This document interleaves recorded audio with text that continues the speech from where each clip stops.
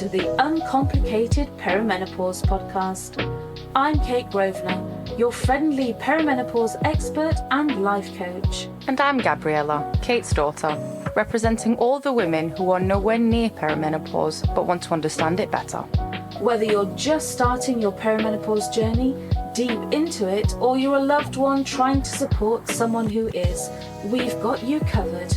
We'll be answering all of your burning questions, exploring the ups and downs, and sharing expert advice and personal insights. So grab a cup of tea, get comfy, and let's dive into the wonderful, sometimes wild, world of perimenopause together. And remember, no matter where you are on your journey, you are not alone. Welcome to the Uncomplicated Perimenopause.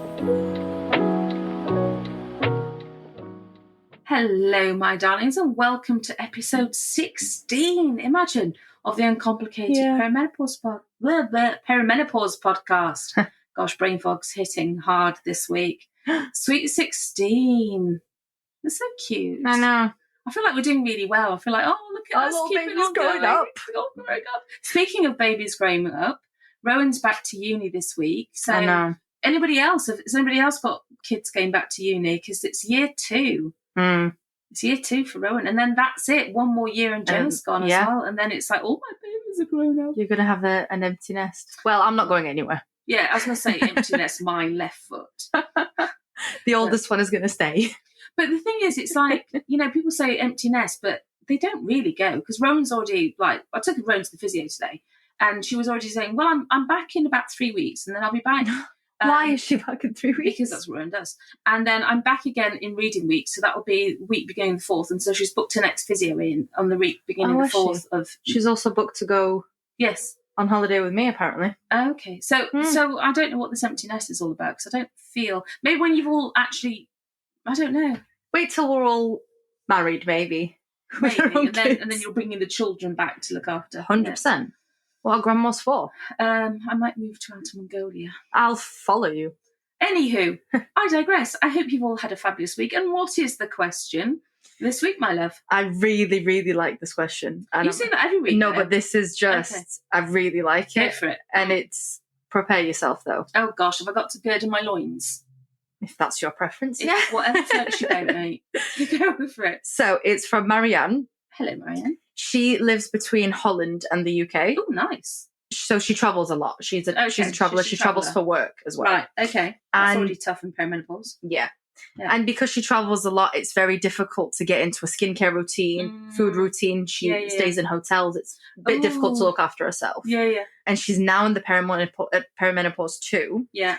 And she says she looks and feels horrible every time she looks in the mirror. She sees an old woman with wrinkles, blotchy skin, darling, and doesn't know where to start and doesn't know how to look after herself. So it's good. Don't you just want to give her a big hug?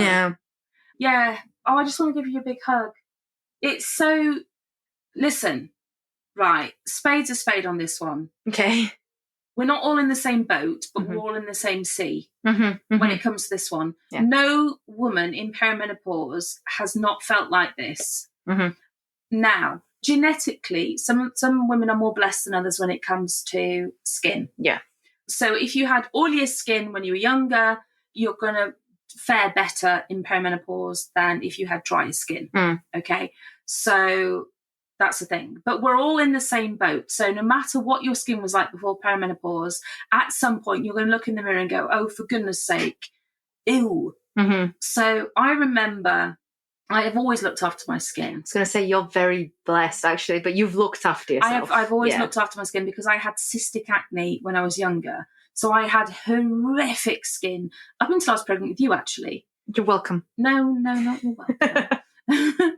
Up until my kind of late 20s, I had really horrific cysts and painful cysts, bumps, lumps all underneath my skin. So I had to look after my skin a lot. So I was forced to, if you like. Then what happened was, because I took really good care of my skin, I presumed that I would sail through perimenopause with no worry, with never an issue. Yeah. I was shocked when I started getting red kind of bumps and almost like a rosacea type reaction on my skin. I was like, excuse you me. When did that start?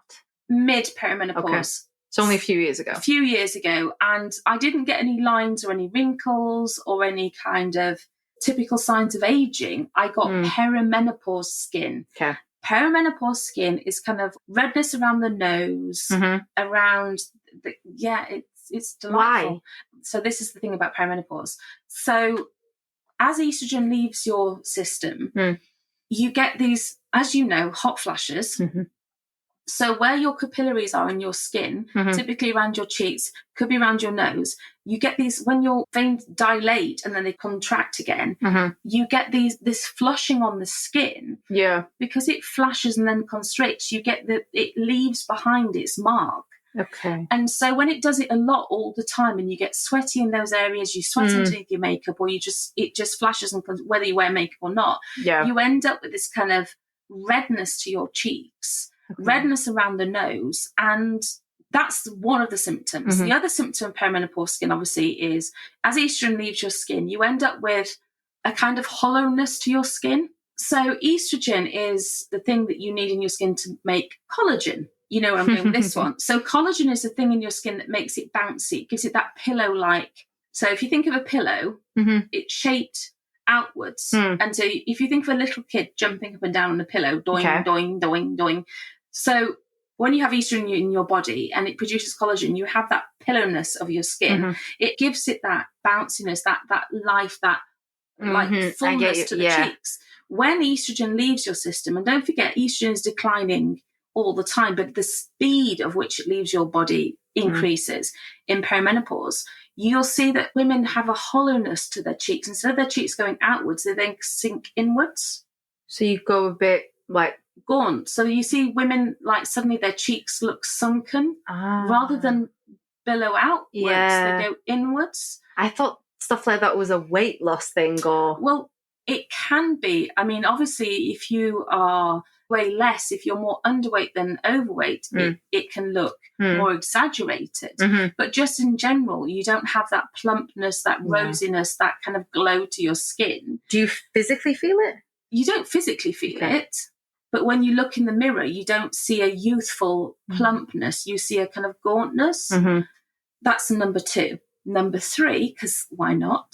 Obviously, sleep deprivation in perimenopause is huge. So what comes with sleep deprivation? Bags, dark circles, just general kind of drawn skin. Then obviously, as we get older as well, we're going to have fine lines. We're going to have wrinkles. We're going to have droopiness. That's another estrogen thing. We're going to have droopiness, which then can lead to jowliness.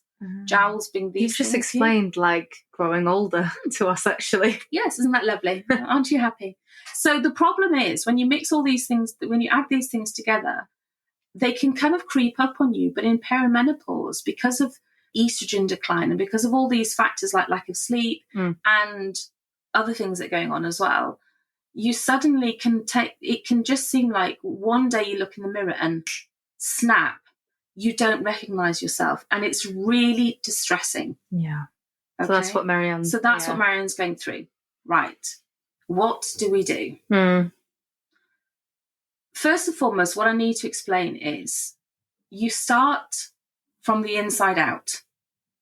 When you look in the mirror and you feel like my skin has aged or my skin doesn't feel like me anymore, I wouldn't start with the skincare. I would start from the nutrition side of things. I would go inside out rather than outside in because you're going to get much better results. If you go to a skincare counter, they're going to sell you the world.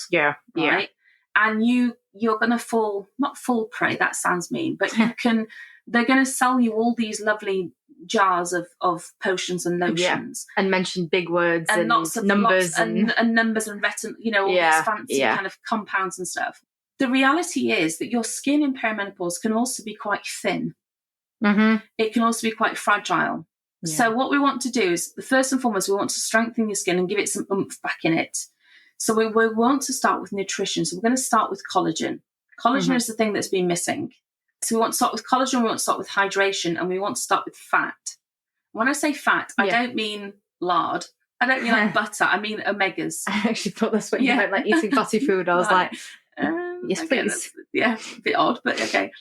collagen is thing that is kind of like script. I mean, you've heard me talk about it before with your knees and your joints and stuff, and it's the kind of glue that holds your joints together. It also does the same for your skin. It kind of holds the infrastructure together. So if you take collagen, it's going to give you that bounciness, that kind of like pushiness, that pillowness back into your cheeks. When will you start feeling that when taking collagen?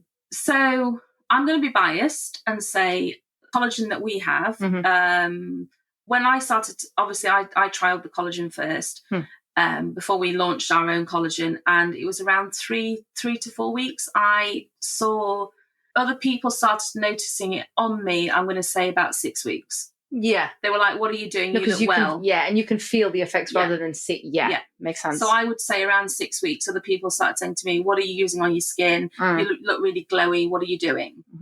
And that's based on bovine collagen, not marine collagen, because there's 2 different types of collagen there's more than 2 different types, but mainly people use marine collagen or bovine collagen. In perimenopause, I would always encourage people to take bovine collagen, which is the type of collagen that we use, but we use a specific type of collagen because you want to use a very, very high quality collagen that your body can use. So I would say to start with collagen. And it's not an expensive fix as well. No, it seems like the key to everything. Yeah. It really seems like such the solution. And you'd pay anything, wouldn't you, to feel and look just that little bit better? Well, it's going to make a massive difference to you. And for Marianne, so you said she goes between the UK and Holland. So if she ordered it in the UK, it's going to cost like, is it 21 quid a month? 21.60, yeah. Yeah, 21.60 goes like 21.60, and that's including post. So it's not going to cost you very much. It's less than £1 a day. It's like 8.60. I don't know. Yeah. When you think of it like that, yeah. So it's not going to cost her a lot. So that would be my first solution. Okay, obviously it's a little bit more. I can't remember. It's like £8-9 or something like that if she delivers it to Holland. But if she's in the UK, it's free, obviously free postage. So that's a really, really good solution. And it's so easy to take. It doesn't taste of anything. It doesn't smell of anything. A couple of teaspoons in your coffee and you're done. Even you can put it into water because it's so tasteless. And she'd be able to travel with it, wouldn't she? And you can travel with it. Yeah, exactly. So it's not a big deal. That's a really, really easy solution, as is hydration. So your skin needs to be hydrated to look, you can tell when your skin is dry. If you press your skin and it bounces back anywhere on your skin, you know that it's hydrated. If you pushed it and it literally doesn't bounce back, you know that you're dehydrated. Am I hydrated? Yes. Brilliant. But if you pushed your skin and the mark still stayed and it took a long time, it's like if you pinch your skin and it doesn't snap back into place, you're very, very dehydrated. So you need to make sure that you're... Okay. I didn't know that. You didn't No. see every day's a school day, darling. I thought I was just, bless me, a bit pale at times. But if you pinch your skin and it doesn't snap back into place, then you're really dehydrated. So you need to make sure you're really hydrated. And then with fats, you want to be taking omega-3s. Now, omega-3s, I think I've probably mentioned it before, but you don't want to be taking omega-6s. Omega-6 before perimenopause is fine. After perimenopause, you want to be taking omega-3s because it's that great for your skin. So that's the inside bit. Now, the outside bit, you have to learn to love your skin again. Women will come up to me and they say, I don't love the way I look anymore. Yeah.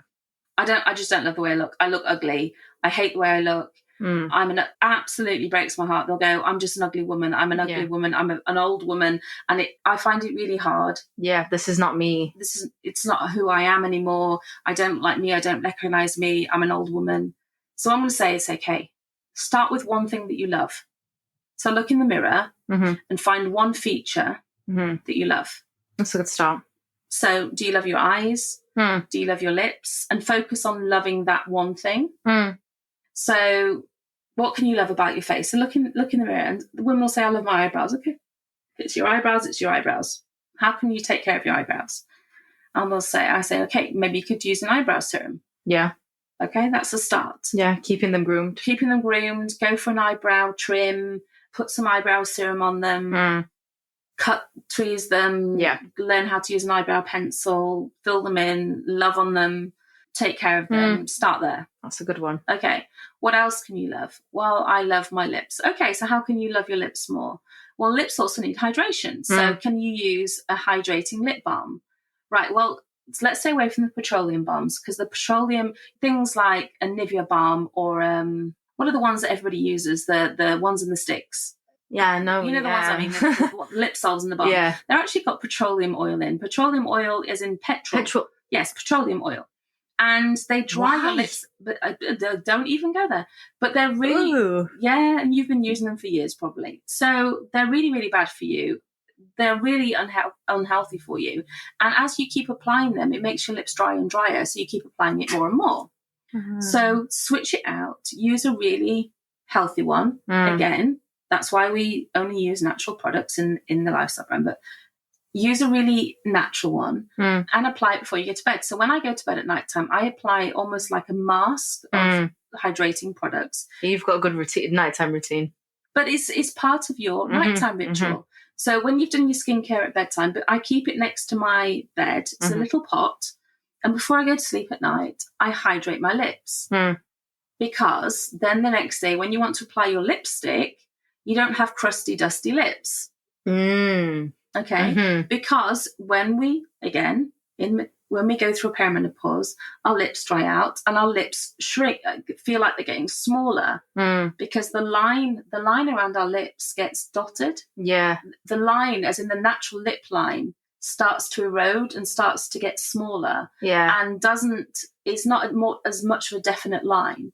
And our lips get dehydrated, so they feel like they're getting smaller. I've seen some women like it chipping off and So if you hydrate your lips at nighttime, the next day when you apply your lipstick, it feels more plump, it feels more supple, the lipstick goes on better. So you can love your lips by applying a really lovely hydrating, maybe one with vitamin E, maybe one with calendula.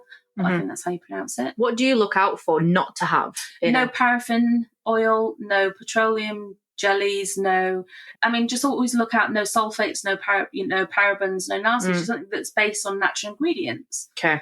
That's why I started the lifestyle brand, was just so that, because I was just fed up of spending all my time reading labels. Yeah, yeah. So again, when you're in perimenopause, I understand how she feels, because everything that you've learned to do for your skin before perimenopause may no longer work.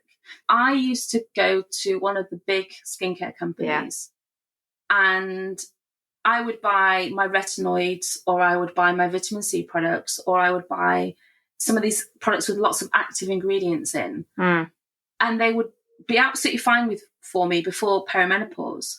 And then in perimenopause, because my skin was more reactive, because I had all these little pimples, these little red dots all over my skin, suddenly, if I put those products, those active products, so things with vitamin C and things with retinols in, if I put them onto my skin would just go whoosh and react to them.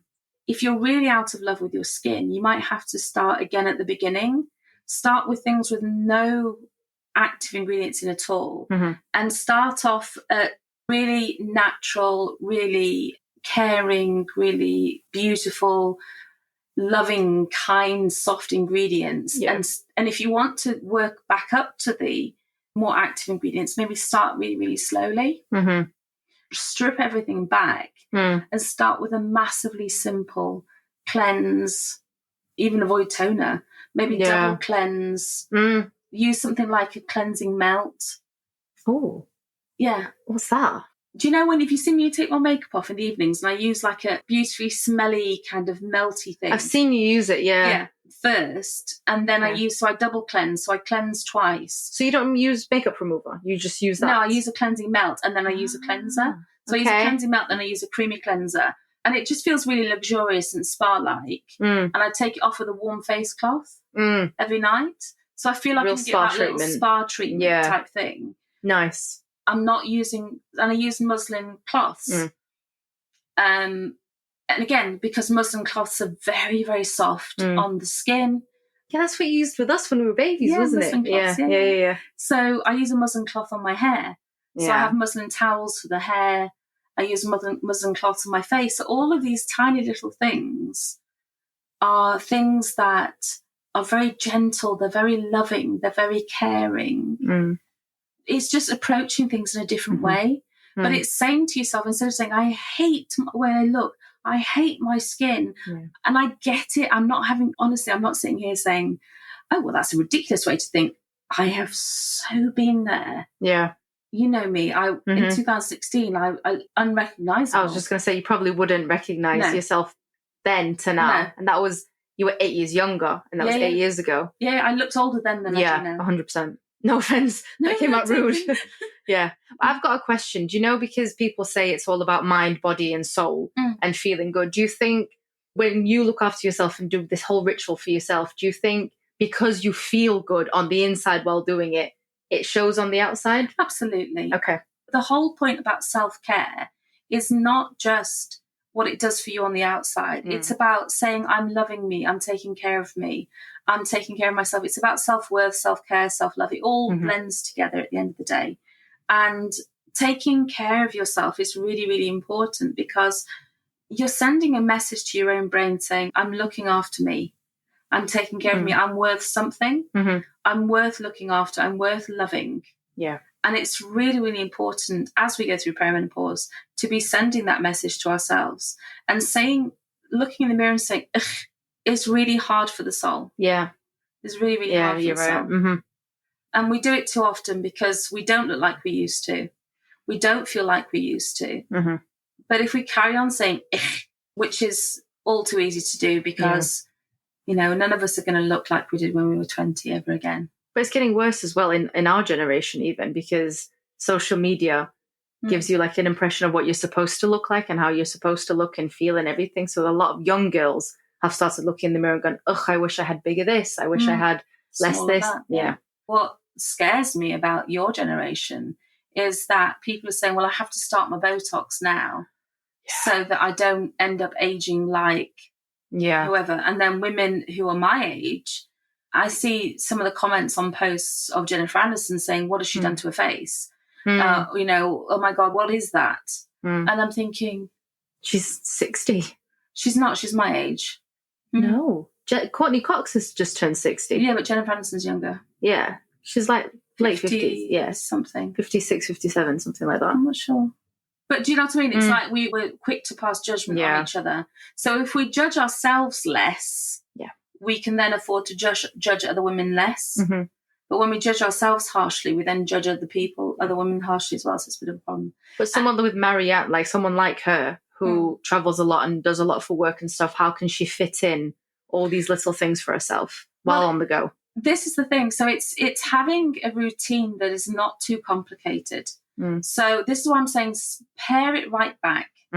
If I was starting out again on my skincare, if I had got to the point where I'm out of love with my skin, I would start again with a really beautiful cleansing routine. The muslin cloths, again, I sound like a broken record, but we sell them on the Lifestyle brand. And the reason that we do is because I highly recommend them, because they are the best thing in perimenopause. But they're tiny little cloths. They weigh nothing. Okay.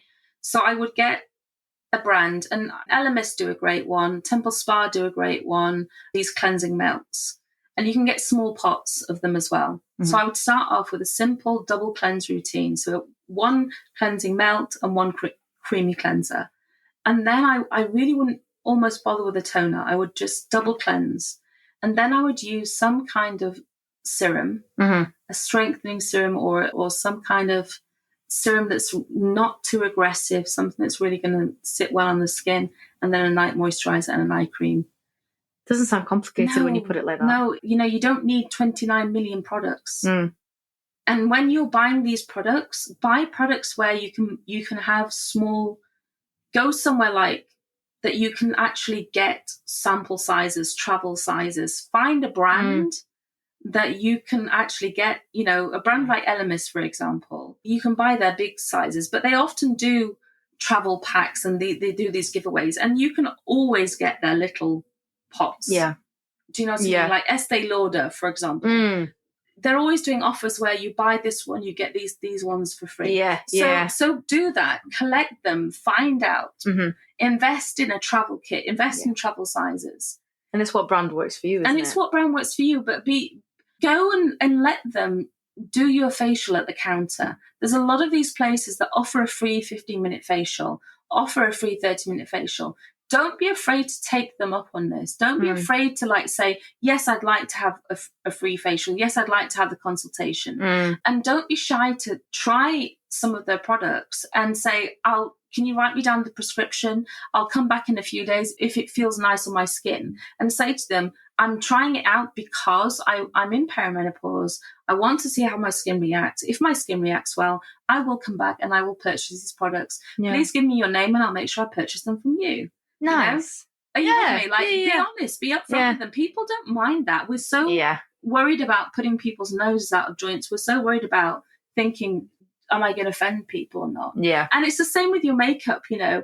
If you go to places like Dior, if you go to places like Charlotte Tilbury, if you go to places like Givenchy or Chanel, you can have a makeup lesson and they'll say minimum spend is 50 or minimum spend is 100. Yeah. And you can have a makeup lesson and you can tell them, I have mature skin. I want a very quick, no makeup look, or I want an evening makeup look.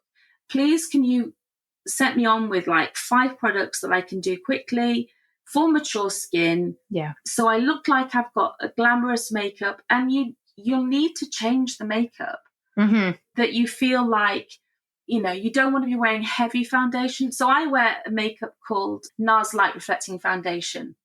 I've heard it's amazing. It's very light. It's very dewy. It's very thin. I used to wear like thick foundation back in the day. But that's who you were like at the time. But this is what I'm saying. So when you get into perimenopause, you start changing and start thinking about different types of products that are going to give you a different type of glow. And I only do that by going and saying, can you test this product on me? Can you show me what this looks like? That's really good. And if you haven't got the courage to go with one of your friends or one of your daughters. Yeah, we've gone to a couple together. We've gone to a couple together. Oh, I do love it's a treat yourself day. It is. It's so necessary. I've got my next treat yourself day on the 5th of October. I'm spending the afternoon in Dior. Well, I mean, it has to Dior, sponsor me, please. I really like your products. I buy it every month. Please just sponsor me now. Shameless plea.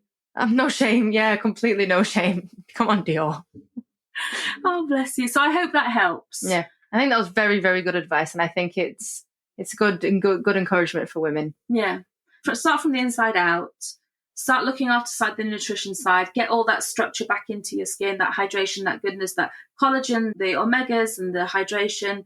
Then try and start loving your features, even if it's just one by one. Fall back in love with them and start looking after them. And then start your skincare again. Start simple, start natural, and do a routine that you can keep up no matter where you are and how much you travel. Yeah. All right. Take care, my darlings. As always, if you have any questions for us, we're always here to help. Sending you buckets full of love, and we will speak to you again next week. Take care, my darlings. Bye.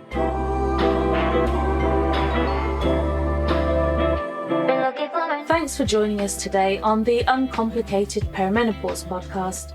We hope you found this episode helpful and inspiring. Don't forget, if you have any questions or topics you'd like us to cover, you can reach out through our perimenopause group or on WhatsApp.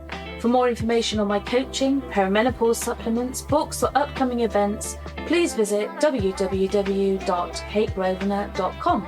And if you've enjoyed today's episode, please subscribe, rate, and review our podcast. It really helps us reach more listeners just like you.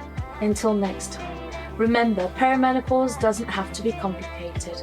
We're here to help you every step of the way. Stay uncomplicated.